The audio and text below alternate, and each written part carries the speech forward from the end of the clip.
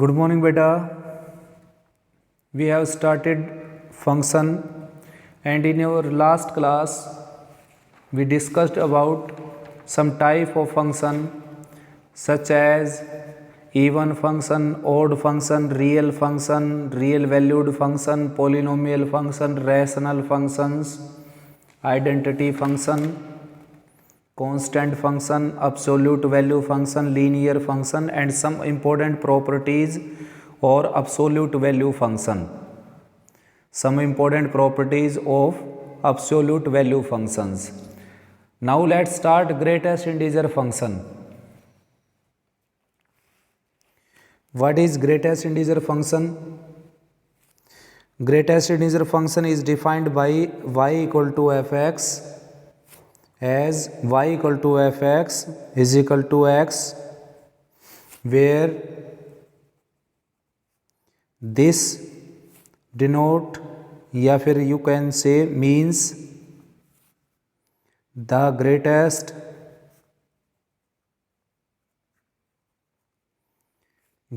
integer n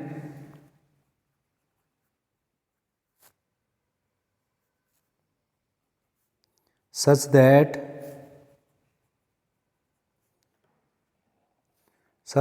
n less than equal to x, यानी कि इस तरह के फंक्शन को बेटा हम बोलते हैं greatest integer function. Counter example कुछ लेकर मैं आपको बता देता हूँ कैसे क्या काम करते हैं ग्रेटेस्ट इंटीजर में हम। देखिए जैसे कि आपके पास कोई नंबर है यहाँ पर 1.2, तो इसका ग्रेटेस्ट इंटीजर निकालना आपने, तो वो आ जाएगा 1, यानी कि नियरेस्ट ग्रेटेस्ट इंटीजर। 1.1 का भी क्या आ जाएगा 1, 1.0 का भी क्या आ जाएगा 1 और 1.9 का भी क्या आ जाएगा बच्चों 1, यानी कि 1 से लेकर 1.9999999 अप टू इन्फिनिटी कितना भी हो उन सभी का ग्रेटेस्ट इंटीजर कौन आएगा 1, क्योंकि आपने लेफ़्ट वाला इंटीजर लेना होता है। 0 जैसे 1, यहाँ पर 2, 3, 4, 5, -1, -2, -3, तो 0 से लेकर और आप 1.9999 अप टू इन्फिनिटी तक जाएंगे तो उन सभी का ग्रेटेस्ट इंटीजर कौन आ जाएगा बेटा 1, लेफ़्ट वाला इंटीजर। नियरेस्ट भी हो जो ग्रेटेस्ट भी हो, वैसे आप जानते हैं 1.9 के जो नियरेस्ट है वो 2 है ना कि 1, लेकिन 2 ग्रेटेस्ट नहीं हो सकता बेटा। ग्रेटेस्ट नीचे से होते हैं, ऊपर से नहीं होते, ऊपर से होते लीस्ट इंटीजर फंक्शन होते हैं वो ग्रेजुएशन में पढ़ेंगे हम। यहाँ मैं बता दूंगा उनके बारे में थोड़ा सा, ठीक है ना, थोड़ा क्या डिटेल में ही बता देता हूँ बेटा मैं, लेकिन इसको कंप्लीट कर लेते हैं पहले ग्रेटेस्ट इंटीजर को। उसके बाद जैसे मान लो आपके पास -1.2 है, जैसे -1.9 है, ठीक है ना, इन सभी का ग्रेटेस्ट इंटीजर कौन आएगा -2, क्योंकि इनके लेफ्ट में कौन है बेटा -2। जैसे -1.2 यहाँ पर है तो इसके लेफ्ट में कौन है -2, यानी कि नियरेस्ट ग्रेटेस्ट इंटीजर। तो आपने सिंपली क्या करना है, अगर वो डेसिमल नंबर में नहीं है यानी कि कंप्लीट नंबर है, जैसे कि 1.0 है तो उसका 1 आ गया, 2.0 यानी कि 2 है तो उसका 2 आ गया, -2 है अगर -2 का भी क्या आ जाएगा 2 आ जाएगा, +3 है अगर तो +3 का भी क्या आ जाएगा 3, यानी कि अगर डेसिमल में नहीं है तो वही आ जाएगा उसका ग्रेटेस्ट इंटीजर। लेकिन अगर डेसिमल में है तो आपने लेफ़्ट में वाला इंटीजर लेना, जैसे कि 4.8 है अगर आपके पास तो इसका ग्रेटेस्ट इंटीजर कौन हो जाएगा 4, और -4.8 है जैसे आपके पास तो इसका ग्रेटेस्ट इंटीजर कौन हो जाएगा -5। बस आपने ये ध्यान रखना है कि लेफ़्ट वाला इंटीजर ही लेना होता है आपने, ठीक है ना। अब इसका ग्राफ बना देता हूँ बेटा मैं। ग्रेटेस्ट इंटीजर का ग्राफ देखिए, x axis and y axis. तो भाई x की वैल्यू अगर 0 से 1 के बीच में होगी बेटा, ये 1 है जैसे, ये 2 है, 3, 4, ठीक, ऐसे ही -1, -2 ऐसे भी ले सकते हो आप, -1, -2, -3 एंड सो ऑन। तो भाई x की वैल्यू अगर 0 से लेकर और 1 तक है बच्चों, 0 से लेकर 1 तक, 1 को छोड़ देना आपने, तो उन सभी का आंसर क्या आएगा 0 आएगा। मैंने अभी बताया था आपके पास, लिखकर, जैसे अब दोबारा लिख देता हूँ, 0.1 का ग्रेटेस्ट इंटीजर कौन होगा 1 0 सॉरी 0.5 का ग्रेटेस्ट इंटीजर कौन हो जाएगा 0, 0.9 का ग्रेटेस्ट इंटीजर कौन हो जाएगा 0, ठीक है ना। तो 0 और 1 तक के जितने नंबर हैं उन सभी का ग्रेटेस्ट इंटीजर कौन हो जाएगा 0। अब 1 से लेकर और 2 तक के जितने भी नंबर हैं उन सभी का ग्रेटेस्ट इंटीजर कौन हो जाएगा 2। देखो ये 2 है, 2 8 है, y की वैल्यू 2 है। अगर x की वैल्यू 1 है या फिर x की वैल्यू 1 है या फिर 2 से लेस है तो उसका ग्रेटेस्ट इंटीजर कौन हो जाएगा बेटा 1, ना कि 2। मैंने 2 बोल दिया पहले, 1 हो जाएगा। देखो 1.1 1.2 1.3 1.9 सभी का ग्रेटेस्ट इंटीजर कौन हो जाएगा 1, ठीक है ना। उसके बाद अगर ये 2 है जैसे, तो 3 से लेकर और 4 तक के जो भी नंबर हैं, पहले 2 से ले लेता हूँ, 2 से लेकर और 3 तक के जितने भी नंबर हैं उन सभी का ग्रेटेस्ट इंटीजर कौन हो जाएगा 2। और 3 से लेकर और 4 तक के जितने भी नंबर हैं उन सभी का ग्रेटेस्ट इंटीजर कौन हो जाएगा 3। ठीक ऐसे ही -0 से -1 तक के जितने भी ग्रेटेस्ट इंटीजर हैं बेटा, 0 से लेकर और -1 तक के जितने भी नंबर हैं उन सभी का ग्रेटेस्ट इंटीजर कौन हो जाएगा आपका -1, ठीक है ना। उन सभी का क्या हो जाएगा -1। और -2 से लेकर -1 तक के जितने भी नंबर हैं उन सभी का क्या हो जाएगा -2 एंड सो ऑन। इस तरीके से चलता रहेगा इसका ग्राफ। ये है ग्रेटेस्ट इंटीजर का ग्राफ। नेक्स्ट करते हैं बेटा, मैंने कहा आपको कि लिस्ट इंटीजर भी मैं बता देता हूँ आपको साथ साथ थोड़ा सा। लिस्ट इंटीजर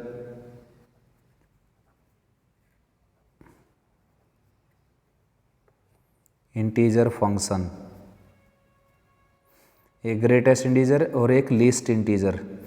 तो लिस्ट इंटीजर में क्या है बच्चों, जैसे कि आपके सामने 3.6 है तो उसके राइट की आपने वैल्यू रखनी है, राइट वाला इंटीजर लिखना है जो लिस्ट हो, सबसे छोटा और उसके नज़दीक हो। तो राइट में कौन है ऐसा 4 जो 3.6 के नियरेस्ट है और साथ में सबसे छोटा इंटीजर है, क्योंकि उससे बड़े इंटीजर 5 भी हैं, 6 7 8 9 बहुत सारे इंटीजर हैं जो इससे बड़े हैं, ठीक है ना।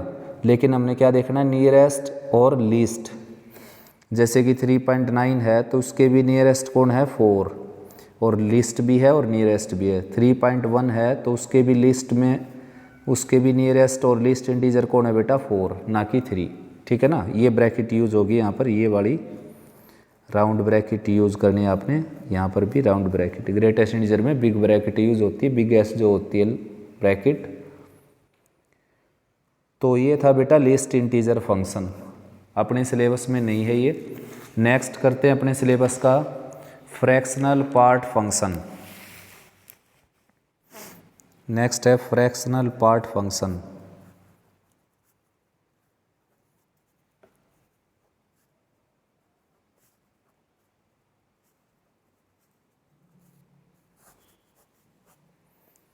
फ्रैक्शनल पार्ट फंक्शन करते हैं बेटा।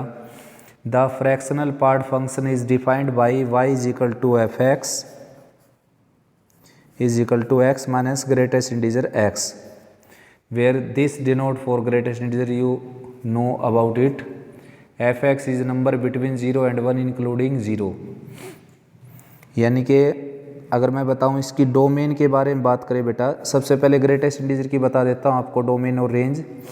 ये जो ग्रेटेस्ट इंटीजर था इसकी डोमेन क्या होती है रियल। x की वैल्यू कुछ भी रख सकते हो आप, y की वैल्यू डेफिनेटली आएगी। और रेंज क्या थी इसकी, आप जानते हो इंटीजर, क्योंकि इससे बाहर केवल इंटीजर निकलते हैं। ये रेंज थी इसकी और ये डोमेन थी।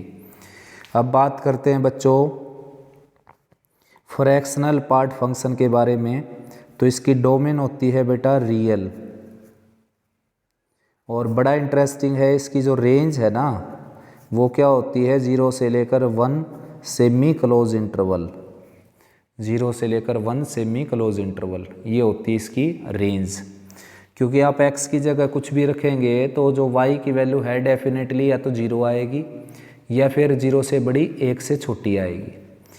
जैसे आप इंटीजर रखते हो यहाँ पर इंटीजर, तो ग्रेटेस्ट इंटीजर पर डिपेंड है ये सारा। तो इसका ग्रेटेस्ट इंटीजर कौन आएगा 3 और ये 0 हो जाएगा। 13 रखते हो तो भी 0 हो जाएगा, कुछ भी रख लो। 113 रखते हो तो भी क्या हो जाएगा 0। यानी कि इंटीजर रखेंगे आप तो इंटीजर रखेंगे तो 0 ही आएगा। और डेसिमल अगर आपने रख दिया ना, डेसिमल जैसे कि इस 3.4 रख दिया आपने x की जगह इसमें 3.4, तो यहाँ पर 3.4 रख दिया, यहाँ पर 3.4 अगर हम रखें, ठीक है ना 3.4, तो 3.4 का ग्रेटेस्ट इंटीजर कौन हो जाएगा बेटा 3, लेफ्ट वाला इंटीजर लेना होता है। ये 3.4 है और ये 3 हो गया, 0.4 आ गया। चाहे आप नेगेटिव नंबर रख के देख लीजिए, 4.6 रख के देख लीजिए आप नेगेटिव नंबर 4.6, तो 4.6 ये एज इट इज़, और 4.6 का ग्रेटेस्ट इंटीजर कौन हो जाएगा -5, लेफ्ट वाला इंटीजर। तो ये -4.6 और +5 यानी कि सबट्रैक्ट होकर आ गया 0.4। ये ज़रूरी नहीं है कि 0.4 आएगा ऑलवेज, बाई चांस ऐसा एग्जाम्पल लिया गया मेरे से ये दोनों जिसमें 0.4 आया, लेकिन क्या आएगा कि 1 से छोटा और 0 या 0 से बड़ा, तो इसकी रेंज होती है बेटा ये। अब इसकी ग्राफिकल रिप्रेजेंटेशन दे देता हूँ मैं आपको, x axis and y axis. तो भाई बच्चों x की वैल्यू मैंने बताया आपको कि कुछ भी रख लीजिए, y की वैल्यू 0 1 के बीच में आती रहेगी, इंक्लूडिंग 0 एक्सक्लूडिंग 1। तो अगर आप 0 से लेकर और 1 तक रखते हो तो आंसर हमेशा क्या आएगा बेटा 1 से छोटा ही आएगा, ठीक है ना। फिर आप 1 से लेकर 2 तक रखते हो तो भी आंसर 1 से छोटा ही आएगा, 2 से लेकर 3 तक रखते हो तो भी आंसर 1 से छोटा ही आएगा। देखो ये 1 है, यहाँ पर ये 1 है जो मैंने ओपन सर्कल लगाया है, ठीक ऐसे ही 3 रखेंगे तो भी 1 से छोटा ही आएगा, ठीक है ना। तो ये होता है बच्चों फ्रैक्शनल पार्ट फंक्शन। इसकी डोमेन क्या होती है बेटा रियल, और रेंज क्या होती है इसकी, ये रेंज मैंने लिख दी 0 to 1 semi close interval. Next बात करते हैं बेटा फ्रैक्शनल पार्ट फंक्शन के बाद सिग्नम फंक्शन या साइन फंक्शन। सिग्नम ना कि सिंगम, ठीक है ना, सिग्नम और साइन फंक्शन। तो होता क्या है बच्चों, ये सिग्नम फंक्शन जो है वो f such that R to R होता है और डिफाइंड बाई होता है बेटा f x is equal to -1 when x less than 0, 0 when x is equal to 0 and +1 when x greater than 0, ठीक है ना। दूसरे तरीके से इसको मैं रिप्रेजेंट कर सकता हूँ f x is equal to mod x by x, mod x by x and x is not equal to 0, और 0 व्हेन एक्स इक्वल टू 0, ऐसे भी मैं रिप्रेजेंट कर सकता हूँ इसको, ठीक है ना। तो इसकी डोमेन तो क्लियर है, देखो क्या है डोमेन बताइए जल्दी, चैट बॉक्स में लिखिए बेटा डोमेन क्या है। डोमेन है इसकी 0 से लेस भी है और 0 से ग्रेटर भी है और 0 भी, यानी कि क्या है रियल, ऑल रियल इसकी डोमेन में आते हैं। और रेंज क्या है इसकी मैं बताऊँ आपको, रेंज है बच्चों देखो -1 0 और 1, केवल 3 वैल्यू आती हैं रेंज में, -1 0 और 1, केवल 3 वैल्यू रेंज के अंदर आएंगी। इसका ग्राफ बना लेते हैं बेटा,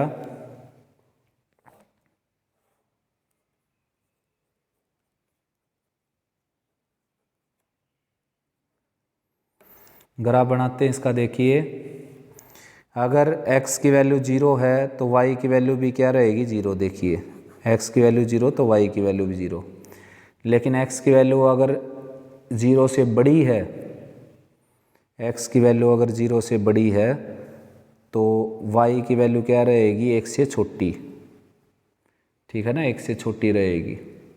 और ठीक ऐसे ही अगर x की वैल्यू -1 से छोटी है अगर, यानी कि 0 से छोटी है अगर, तो y की वैल्यू क्या रहेगी बेटा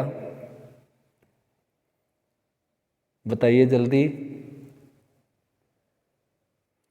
x की वैल्यू अगर -1 से छोटी यानी कि 0 से छोटी है तो y की वैल्यू क्या रहेगी -1, ठीक है ना, आए समझ में।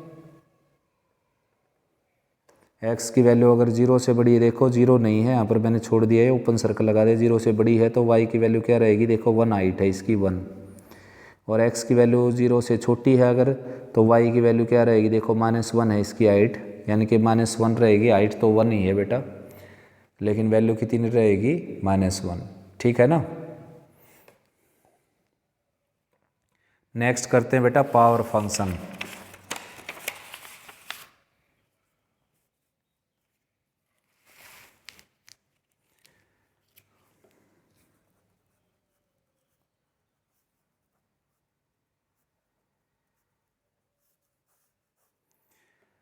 The power function is defined by the formula fx is equal to x raised to the n, where n is a positive integer. We give below the graph of for n equal to 2 and n equal to 3. जो इस form में लिखा जाए बेटा उसको बोलते हैं हम पावर फंक्शन। और n यहाँ पर क्या है, पॉजिटिव इंटीजर। n है ये, और n क्या है, पॉजिटिव इंटीजर। पॉजिटिव इंटीजर को मैंने r पॉजिटिव से डिनोट कर दिया। ठीक है ना। तो ऐसा फंक्शन क्या कहलाता है, पावर फंक्शन। इसका अगर हम ग्राफ बनाएं, जैसे y is equal to x square का मैं ग्राफ बनाऊं, तो ये ग्राफ बन जाएगा इसका। ये होता है अपवर्ड पैराबोला, हम पढ़ेंगे इसको 11th चैप्टर में। अगर y की वैल्यू 3 ले लूँ तो y equal to x cube, तो ये ग्राफ बन जाएगा y equal to x cube का। ठीक है ना। ये वाला कैसे बनाया graph, taking some possible value, कुछ पॉसिबल वैल्यू ली, जैसे 0, -1 + 1 -2 + 2 -3 + 3, तो इनको ज्वाइन कर दिया। इस तरीके से आपका ग्राफ बन जाएगा। ठीक है ना। ये है बेटा power function. Now let's start exercise 2.3 exercise करते हैं बेटा। और फर्स्ट क्वेश्चन है इसका 2.3 से जो फर्स्ट क्वेश्चन आया है वो है, स्टेटमेंट पढ़िए एक बार जल्दी से। Let capital N be the set of natural number and the relation R be defined on capital N such that R equal to x y such that y is equal to 2x and x and y belongs to natural। ठीक है ना, natural हैं। तो आपने करना क्या है इसमें, what is the domain, codomain and range of R in is this relation a function. तो आपने ये बताना है कि क्या इसकी डोमेन है, क्या इसकी रेंज है, क्या ये फंक्शन, क्या ये रिलेशन फंक्शन है। तो भाई चेक करते हैं। देखो डोमेन तो क्या होगी बच्चों, इसकी डोमेन तो होगी बेटा इसकी नेचुरल, क्योंकि n की जगह आप नेचुरल ले सकते हैं। ठीक है ना, आया समझ में। n की जगह आप क्या ले सकते हैं, फर्स्ट सेट की जगह नेचुरल, सेकंड सेट में भी क्या ले सकते हैं, नेचुरल। और कौन सा एलिमेंट किससे कनेक्ट होगा ये आपको ये बताएगा, y इक्वल टू 2x। तो इसका डबल ये हो गया, इसका डबल ये हो गया, इसका डबल ये हो गया, एंड सोन। बीच में 5 था, 4 का डबल 8 हो गया। ठीक है ना, 1 2 3 4, 5 का डबल 10 हो गया, बीच में 7 और 9 था। तो आप देखेंगे बेटा कि डोमेन तो क्या होगी, नेचुरल, और रेंज क्या होगी इसकी, इवन नेचुरल। रेंज होगी इवन नेचुरल।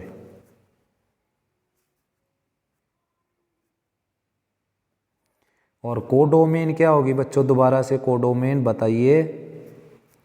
कोडोमेन होगी बेटा नेचुरल नंबर। ठीक है ना, ये नेचुरल का सेट है, ये नेचुरल नंबर। पूरा सेट कोडोमेन का कहलाता है। जो एलिमेंट कनेक्टेड है वो रेंज हो जाएगी, और ये डोमेन का सेट है। या फिर सेट n हो सकता है। बाई चांस ऐसा हो सकता है कि कोई एलिमेंट किसी से कनेक्ट ना हो, खाली रह जाए।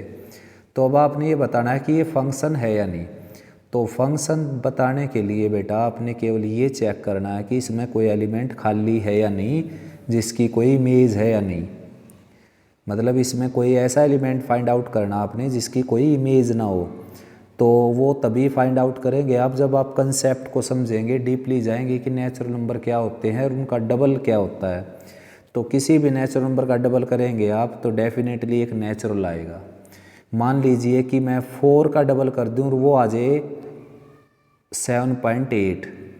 मान लीजिए 4 का डबल जो मैं कर दूं, x की जगह 4 लूँ मैं, तो y की वैल्यू आ जाए 7.8। तो 7.8 तो आपको इसमें नहीं मिलेगी बेटा। तो 7.8 तो क्या रहेगा, खाली रहेगा। यानी कि कौन खाली रहेगा, सॉरी 4, क्योंकि 4 की कोई इमेज नहीं बनेगी, तो ये फंक्शन नहीं रहेगा। फिर फंक्शन वो होता है जिसमें डोमेन सेट के हर किसी एलिमेंट की इमेज हो, यूनिक इमेज हो। तो आप यहाँ पर लिखेंगे for every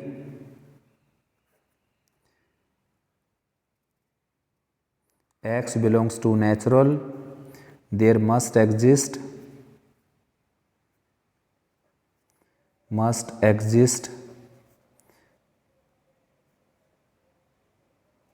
for every x belongs to natural there must exist unique image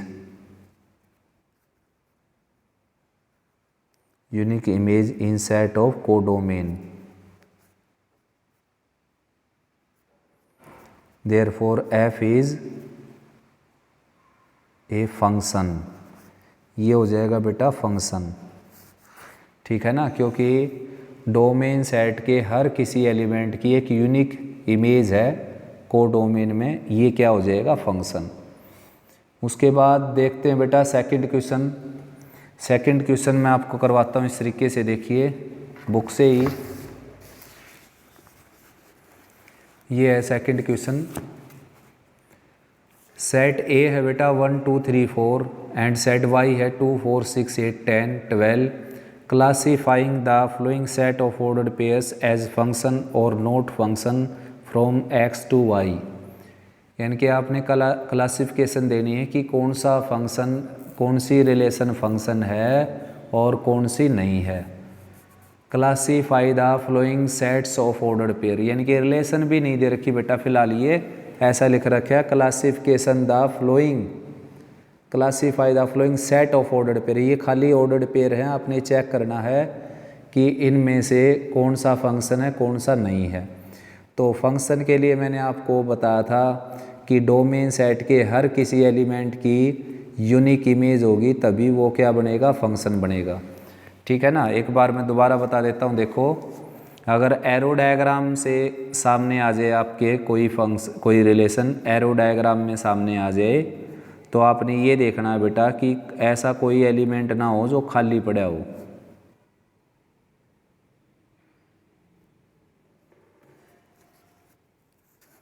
इसको हटा देता हूँ एक बार, 1 2 3 4 ABC।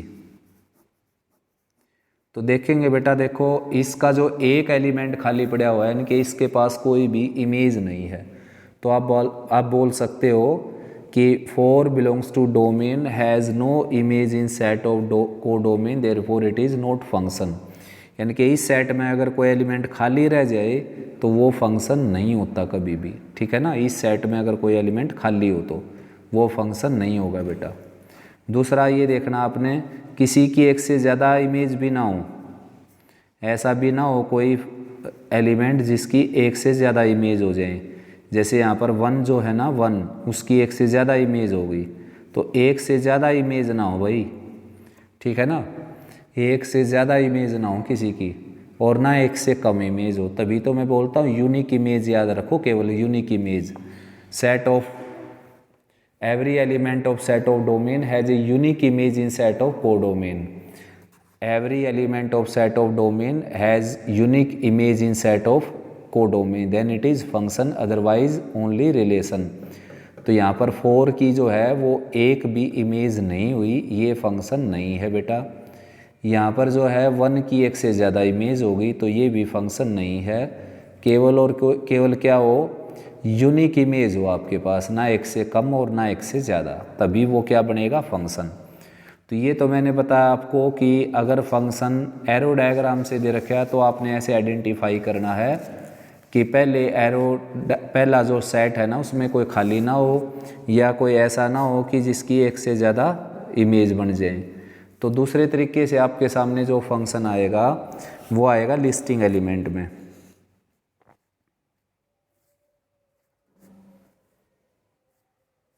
वो आएगा बेटा लिस्टिंग एलिमेंट में।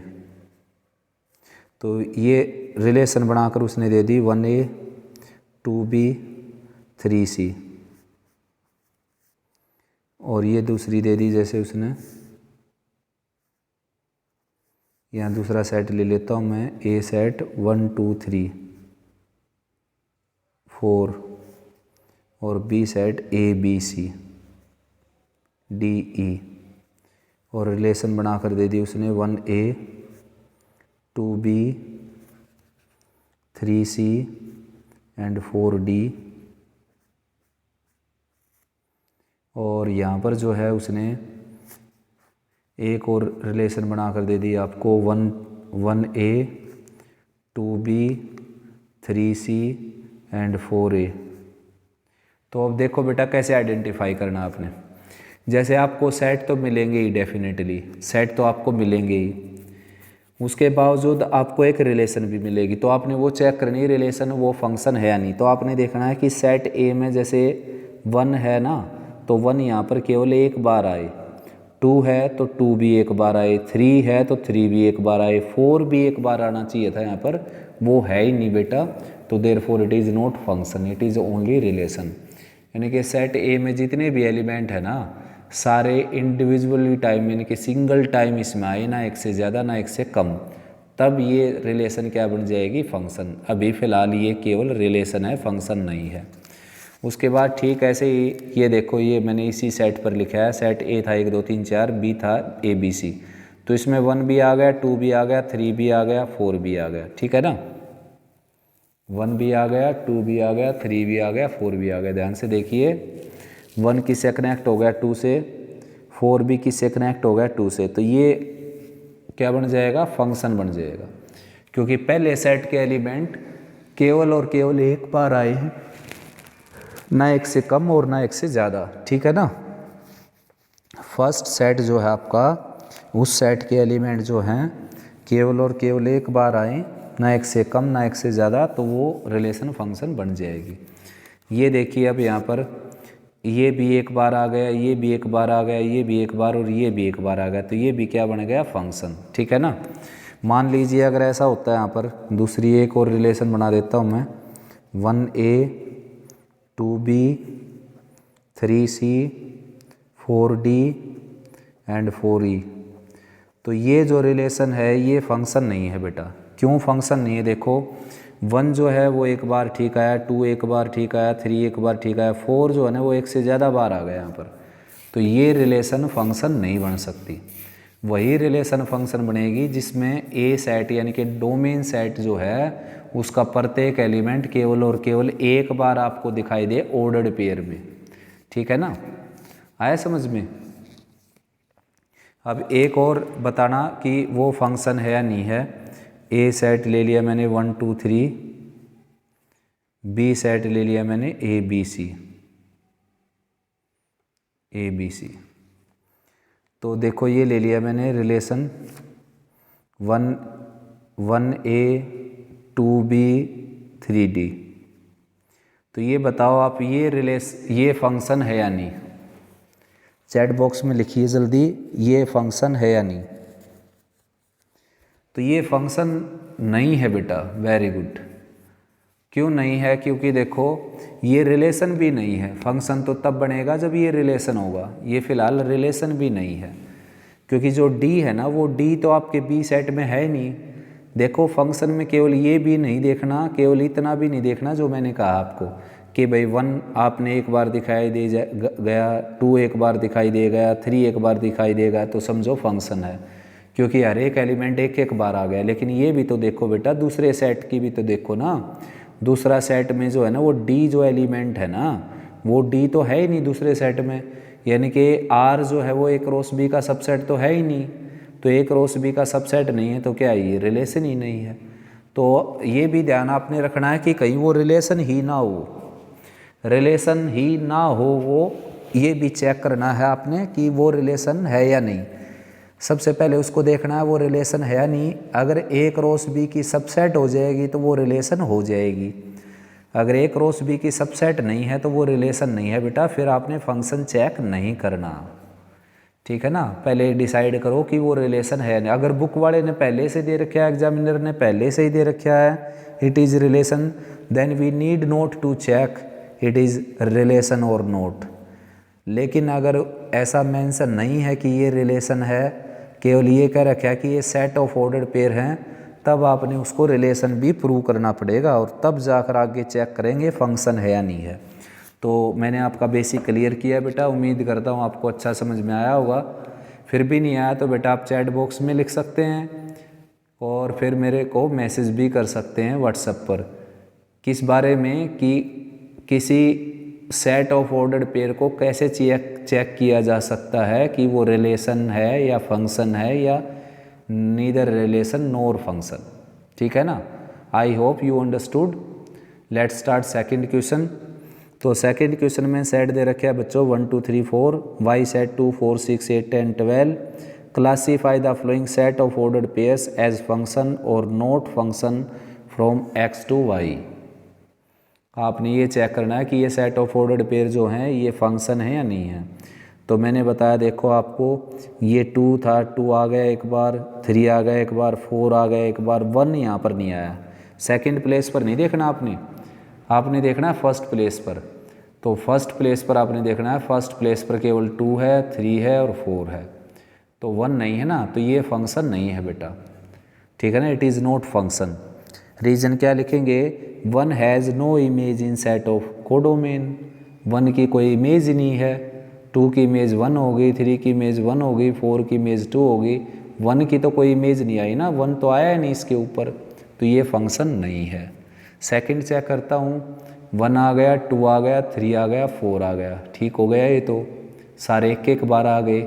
अब दूसरे एलिमेंट भी देख लो, बी सेट से या नहीं कहीं बाहर से ले लिया हो कोई, 2 4 6 8, तो बी सेट के एलिमेंट हैं, तो सेकंड वाला क्या हो गया बेटा, फंक्शन। ठीक है ना, ये फंक्शन हो गया। थर्ड देखते हैं, 1 आ गया, 2 आ गया, 4 आ गया, क्या नहीं आया यहाँ पर, 3 नहीं आया, तो ये भी फंक्शन नहीं है।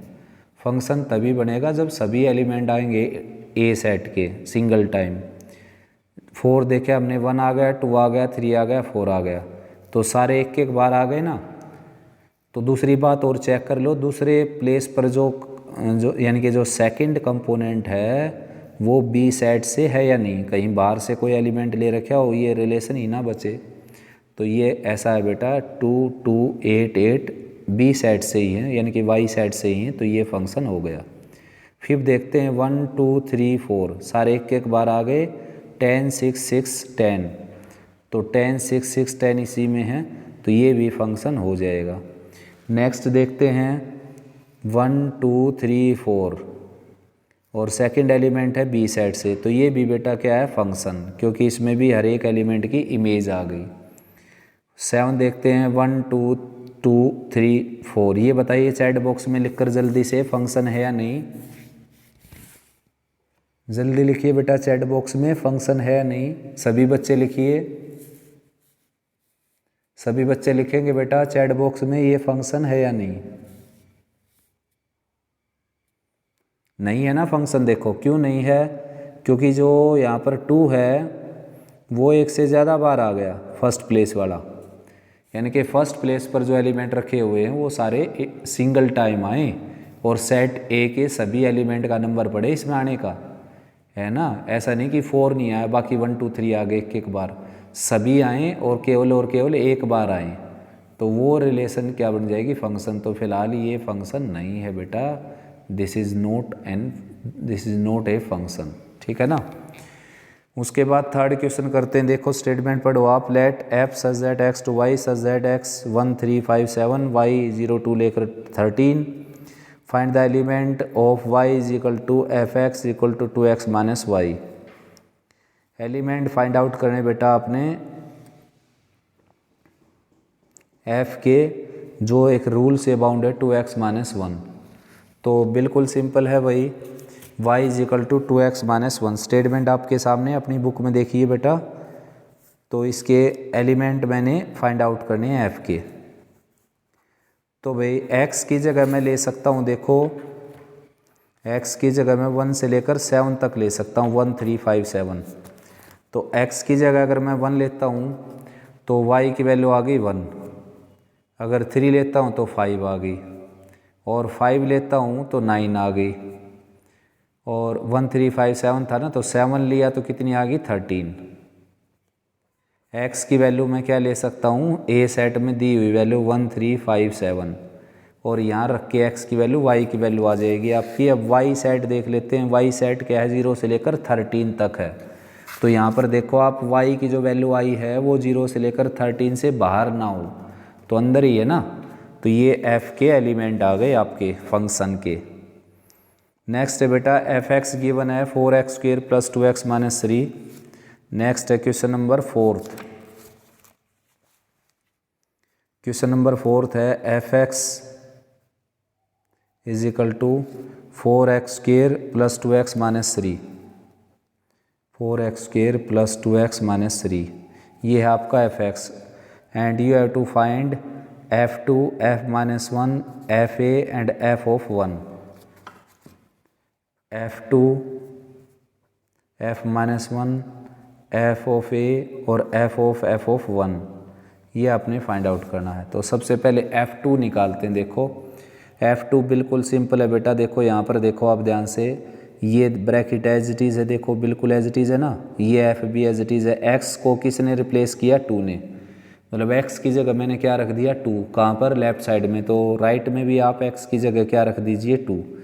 अब x की जगह 2 रखते समय जो x की जो रिलेशन थी ना बाकी किसी के साथ, जैसे 4 के साथ, 2 के साथ, पावर के साथ, तो वो रिलेशन कौन ले लेगा अब यहाँ पर 2। मतलब खाली आपने x को हटाकर 2 लिखना है और किसी को चेंज नहीं करना है यहाँ पर किसी वैल्यू को। तो ये क्या हो गया, देखो 4 × 4 16 और ये हो जाएगा 4 - 3 यानी कि 20 - 3 17। फिर आपने निकालना f of -1। f of -1 यानी कि यहाँ पर -1 रख देना है, यहाँ पर -1 रख देना। देखो तो -1 का स्क्वायर क्या हो जाएगा, +1, ये -2 हो जाएगा और +3। तो 4 + 3 क्या हो गया 7, 7 - 2 क्या हो गया 5। ठीक है ना। नेक्स्ट है फिर f of f1। तो फर्स्ट ऑफ ऑल कैलकुलेट करेंगे f1। तो f1 कैसे आएगा, x की जगह 1 रखना, केवल आपने x की जगह 1 आपने रखना है बेटा। तो 4 + 2 6, 6 - 3 3, f1 की वैल्यू आ गई 3। अब we need to find f of f1, ये आपने निकालना है f of f1। तो f1 की वैल्यू कितनी आ गई 3, तो f1 की जगह 3 रख सकते हैं, यानी कि आपने निकालना है कुल मिलाकर f3। तो fx आपके पास है ये। देखो f1 की वैल्यू क्या आ गई 3 और रिक्वायर्ड क्या था f of f1, तो यहाँ पर मैंने 3 रख दिया। तो क्या निकालना, केवल f3। तो f3 की वैल्यू कैसे आएगी, यहाँ पर 3 रखेंगे, 3 का स्क्वायर हो गया ये, +2 × 3 और -3, तो 9 9 4 जा 36 और ये 6 हो गया और -3, तो ये आ गया बेटा 39 f of f1। ठीक है ना।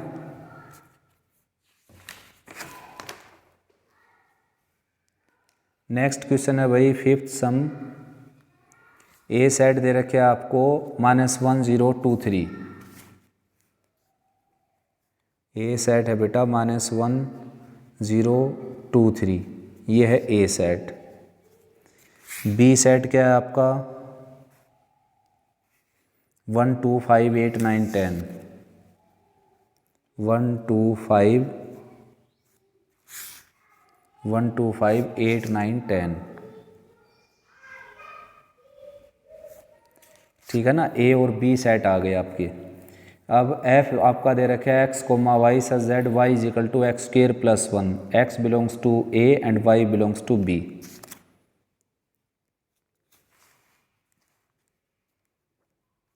f = x, y = x² + 1, x belongs to a and y belongs to b। ये है बेटा आपका फंक्शन। अब आपने क्या करना है इसमें, 5th क्वेश्चन में स्टेटमेंट आपके सामने, देखो list the element of f की लिस्ट बनानी है आपने, इसके एलिमेंट की लिस्ट बनानी है। तो फर्स्ट ऑफ ऑल क्या करना आपने, x की जगह आपने लेना -1, तो -1 लिया तो -1 का स्क्वायर 1, 1 + 1 2, तो -1 2। फिर आप ले सकते हो यहाँ पर 0, 0 लेंगे तो क्या आ जाएगा 1। फिर आप यहाँ ले सकते हो 2, 2 लेंगे तो क्या आ जाएगा 5। फिर आप यहाँ ले सकते हो 3, 3 लेंगे तो क्या आ जाएगा 9। तो ये लिस्ट बन गई एफ़ की। बिल्कुल सिंपल है, छोटा सा क्वेश्चन जैसे आप पहले करते थे कि x की वैल्यू रखने के बाद y की वैल्यू क्या आएगी, वही तो है सेम टू सेम। 4 ही तो वैल्यू कैलकुलेट की है इसमें हमने, ठीक है ना। नेक्स्ट क्वेश्चन है बच्चों 6th। f दे रखे आपको 1 1 2 3 0 -1 एंड ये देखिए 6 क्वेश्चन, ठीक है ना।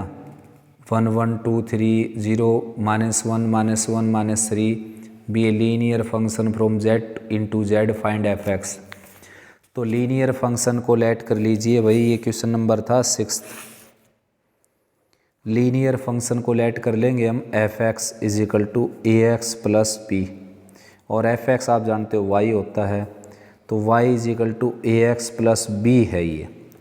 अब इसके जो पासिंग पॉइंट थे बेटा, मतलब जो इसके पॉइंट्स थे, जो इसके ऑर्डर्ड पेयर थे, वो क्या थे 1 1 2 3 1 1 2 3 0 -1 और लास्ट में है -1 -3।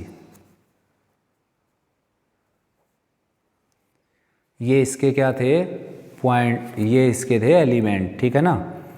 अब करना क्या आपने निकालना है लीनियर फंक्शन जो इनको सेटिस्फाई करता हो। तो सिंपल सी बात है, ए बी की वैल्यू निकालनी है आपने, और वो वैल्यू निकलेंगी ये पॉइंट यहाँ पर प्लॉट करके। तो आप कोई भी पॉइंट ले सकते हैं, जैसे कि मैंने 1 1 ले लिया, यहाँ पर 1 और यहाँ पर 1, तो ये हो गया a plus b equal to 1, एक इक्वेशन आ गई है। सेकंड में लेंगे हम 0 1, तो यहाँ पर क्या लेंगे 0 और यहाँ पर लेंगे 1, तो यहाँ पर 0 लिया तो ये 0 हो गया, b की वैल्यू क्या आ गई यहाँ से 1, ठीक है ना। यहाँ पर क्या लिया हमने 0 और यहाँ पर 1, तो b की वैल्यू क्या आ गई बेटा 1, तो b की वैल्यू 1 यहाँ रखेंगे तो a की वैल्यू क्या आ जाएगी 0। दोबारा से चेक कर लीजिए एक बार, इसके पासिंग वो जो इसके जो फंक्शन के जो लिस्ट दे रखी थी एलिमेंट की, वो दे रखी थी 1 1 2 3 0 -1 -1 -3, तो मैंने 1 1 रखा तो ये मिल गई मेरे को, और फिर मैंने रख दिया यहाँ पर 0 -1, देखो 0 -1, x की जगह 0 y की जगह -1, तो b की वैल्यू -1 आ गई। b की वैल्यू -1 यहाँ रखेंगे तो a की वैल्यू क्या मिल जाएगी हमारे को 2। तो जो लीनियर फंक्शन था बेटा वो क्या हो गया, देखिए x a की जगह क्या आ गया 2, x एज इट इज़, और b की जगह -1। तो ये वो लीनियर फंक्शन आ गया जिसकी एलिमेंट की लिस्ट ये है, ठीक है ना। मैंने क्या रखा 1 1 0 -1 रखा, आप भले ही 2 3 और -1 -3 रख दीजिए, आंसर बिल्कुल एक जैसा आएगा, ठीक है ना, क्योंकि ये जो ग्राफ बनेगा इसका उसके ऊपर ये सारे पॉइंट लाई करेंगे, तो किसी से भी आप वैल्यू निकाल सकते थे। नेक्स्ट है भाई बच्चों 7th question, which of the following function are odd and which are even. एक बार मैं रिवाइज करवा देता हूँ आपको, इवन और ओड फंक्शन क्या होते हैं। इवन और ओड फंक्शन क्या होते हैं बेटा, एफ ऑफ -x अगर प्लस एफ एक्स के इक्वल आ जाए तो उसको इवन फंक्शन बोलते हैं, या फिर बोल दीजिए कि f x minus f of -x 0 आ जाए, या फिर एफ ऑफ -x और -f x 0 आ जाए तो उसको इवन फंक्शन बोलते हैं। जैसे कि f x is equal to x की 4 + 3x² + 1, तो x की जगह यहाँ पर आप रिप्लेस करेंगे x को रिप्लेस करेंगे -x से, तो ये वापस यही रह जाएगा सेम टू सेम। देखो यहाँ पर -x रखा हमने तो ये x की 4 हो गया, यहाँ पर -x रखा तो ये 3x² हो गया और +1, तो f ऑफ -x जो है वो प्लस एफ एक्स के इक्वल आ गया, तो ये क्या बन गया इवन फंक्शन, ठीक है ना। इसको बोलते बेटा इवन फंक्शन। नेक्स्ट है फिर ओड। अब मैं बताऊँ आपको, ये कंपलसरी नहीं होता कि अगर सभी के ऊपर इवन पावर है तो वो इवन फंक्शन ही बनेगा, इसमें कोई कंपेल नहीं कर सकता बेटा कि जो इवन पावर वाले होंगे वही इवन फंक्शन होंगे। इवन पावर वो ओड फंक्शन भी बन सकते हैं, इवन भी बन सकते हैं, ठीक है ना। खाली आपने चेक करना है F of -x -f x के इक्वल आ जाए तो ओड, और F of -x + f x के इक्वल आ जाए तो इवन। अब पढ़ते हैं ओड फंक्शन। ये होता है बच्चों ओड फंक्शन, इसको बोलते हैं बेटा ओड फंक्शन। तो जैसे कि एफ एक्स है आपका एक्स क्यूब और प्लस 4x, तो x को रिप्लेस करता हूँ मैं माइनस एक्स से, x की जगह माइनस एक्स रख दिया, x की जगह माइनस एक्स रख दिया, तो f ऑफ माइनस एक्स क्या आ गया देखो, minus x cube minus 4x, minus common ले लेते हैं इसका, एक्स क्यूब प्लस 4x, तो ये क्या आ गया वापस f ऑफ माइनस एक्स किसके इक्वल आ गया, माइनस एफ एक्स के इक्वल। तो क्या हो गया ये odd function, therefore f x is odd function, f x हो गया आपका ओड फंक्शन, ठीक है ना। अब ये भी कंपलसरी नहीं है कि ओड पावर यानी कि अगर पावर 1 3 5 7 इन में से अगर कोई पावर है तो वो फंक्शन हमेशा ओड फंक्शन बढ़ेगा, ये कंपलसरी नहीं है बेटा। जैसे कि आप f x is equal to cos की 4 ले लीजिए, ये इवन फंक्शन है पक्का है ना, और f x is equal to cos cube x ले लीजिए, ये ओड फंक्शन है नहीं, ये भी क्या है इवन फंक्शन, क्योंकि एफ ऑफ माइनस एक्स हम करें अगर हम कोस क्यूब माइनस एक्स, तो ये वही हो गया कोस माइनस एक्स का क्यूब, और कोस माइनस थीटा क्या होता है बेटा प्लस कोस थीटा, तो कोस एक्स का क्यूब आ गया ये, तो एफ ऑफ माइनस एक्स किसके इक्वल आ गया, वापस एफ एक्स के इक्वल आ गया, तो एफ एक्स क्या हो गया इवन फंक्शन, ठीक है ना। कुछ फंक्शन ऐसे होते हैं जो ना इवन होते ना ओड होते, जैसे कि x cube plus x square plus 1, तो x की जगह आप माइनस एक्स रिप्लेस करेंगे तो ना तो ये एफ एक्स के इक्वल आएगा और ना ही ये माइनस एफ एक्स के इक्वल आएगा, ठीक है ना। It is neither even nor odd function. तो लेट्स स्टार्ट बेटा क्वेश्चन नंबर 7, 3x की 4 माइनस 5x स्क्वेयर और प्लस 6, तो x की जगह अगर मैं माइनस एक्स रखता हूँ यहाँ पर, x की जगह अगर माइनस एक्स रखें बेटा यहाँ पर, तो देखिए क्या हो गया इसके साथ, ठीक है ना। तो ये क्या आ गया वापस एफ एक्स तो आ गया, यही तो था एफ एक्स, ठीक है ना। तो ये क्या हो गया even function, therefore f x is even function, even function हो गया ये एफ एक्स, ठीक है ना, आया समझ। उसके बाद फिर आगे बढ़ते हैं सेकंड पार्ट पर। ये क्या हो जाएगा ओड फंक्शन हो जाएगा बेटा, x की जगह माइनस एक्स रख के देखेंगे आप, 2x क्यूब प्लस 5x है ये, y is equal to 2x cube plus 5x, तो x की जगह माइनस एक्स रखेंगे, ये मान लो एफ एक्स था, तो ये आ जाएगा 2 इंटू माइनस एक्स का क्यूब और प्लस 5 इंटू माइनस एक्स, तो एफ ऑफ माइनस एक्स आ गया यहाँ पर माइनस 2x क्यूब और माइनस 5x, माइनस कॉमन ले अगर हम तो ये आ गया माइनस एफ एक्स के इक्वल। तो क्या हो गया ये ओड फंक्शन, ठीक है ना, इसको बोलते हैं ओड फंक्शन जिसमें f of minus x minus f x के इक्वल आ जाए। नेक्स्ट है बच्चों y is equal to mod x plus 7, y means f x is equal to mod x plus 7, तो भाई x को रिप्लेस कर देता हूँ मैं माइनस एक्स में, तो माइनस एक्स का मॉडुलस प्लस 7, तो माइनस एक्स के मॉडुलस को आप प्लस एक्स का मॉडुलस भी लिख सकते हैं बेटा, एक ही बात होती है, तो f of minus x is equal to f x, therefore f x is even function, f x हो गया इवन फंक्शन, ठीक है ना। नेक्स्ट और 7th का लास्ट पार्ट है y is equal to greatest integer x minus x, y is equal to greatest integer x minus x, तो बच्चों x को रिप्लेस करता हूँ मैं माइनस एक्स में, x को मैंने रख दिया माइनस एक्स, तो ये प्लस एक्स हो गया, तो बेटा we observe that f of minus x is not equal to f x and also f of minus x is not equal to minus fx, therefore it is neither even nor odd, neither even nor odd function,